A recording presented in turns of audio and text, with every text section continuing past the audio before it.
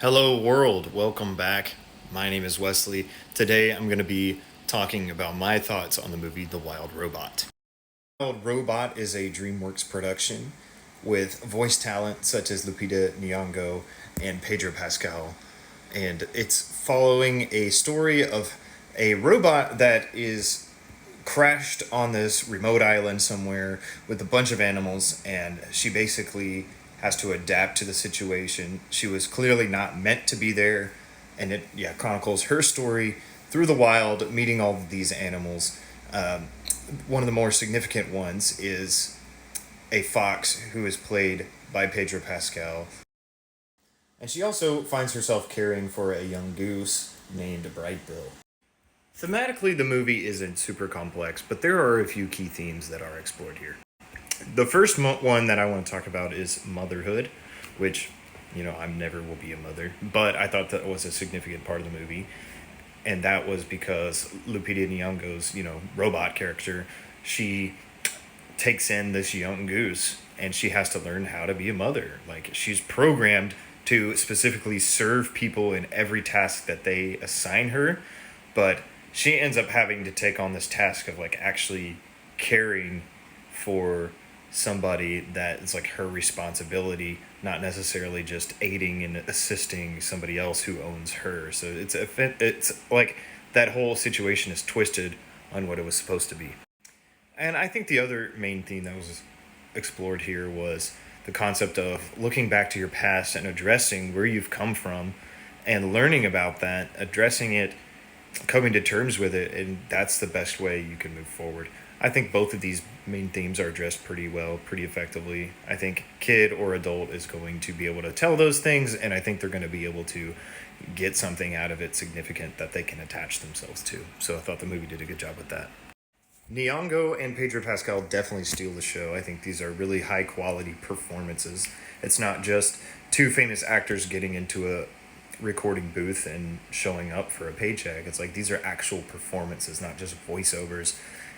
Lupita Nyong'o's motherly like voice, I think, is what she has. It's a gentle but also passionate and calming, but strong when it needs to be.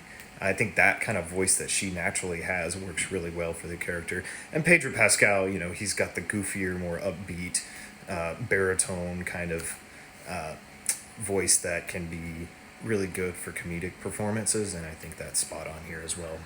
And there's a whole list of other cameos that show up as well, all of them really solid. From a visual standpoint, The Wild Robot looks amazing.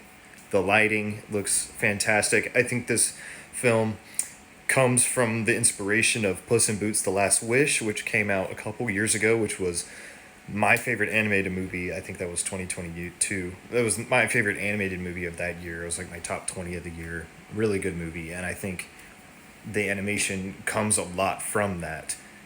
It is DreamWorks. DreamWorks did both of those movies. Yeah, it's just really well animated.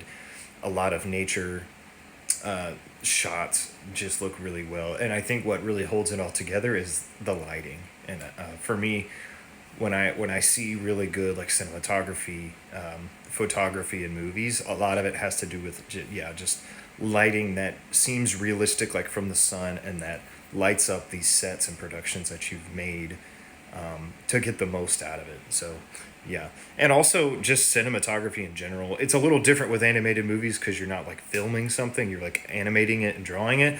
But in a lot of ways, that gives you more freedom with what you can do. And I think they were really creative, particularly in the opening sequence of the movie, but also throughout. Just really excellent use of photography.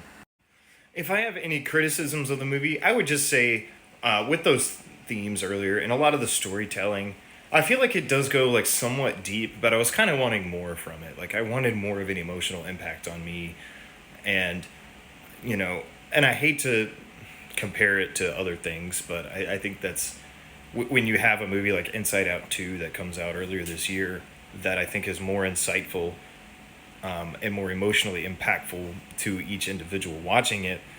It's harder for me to like, get that same sort of reaction out of this movie. I think it's well made in a lot of ways, but I feel like it's a little bit shallow. And like it's not like completely shallow. I think it does do a good job for the most part.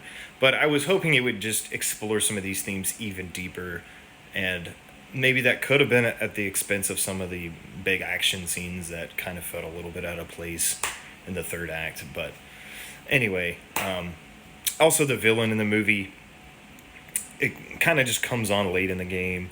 It is pretty cool when you see the villain, but it's also like, yeah, not really set up all that well. A lot of it's just exploring the mystery of behind the robot character, and yeah, it just, the villain just kind of comes up. I think they might do that for like dramatic effect, a shock, but yeah, to me it just kind of came out of nowhere. But I definitely would give my recommendation to The Wild Robot. Definitely one of the better movies of the year so far. It's not been a super great year for movies, and we're already in October at this point. But yeah, I mean, it's a high recommendation for me. I'm gonna give The Wild Robot a 7.5 out of 10.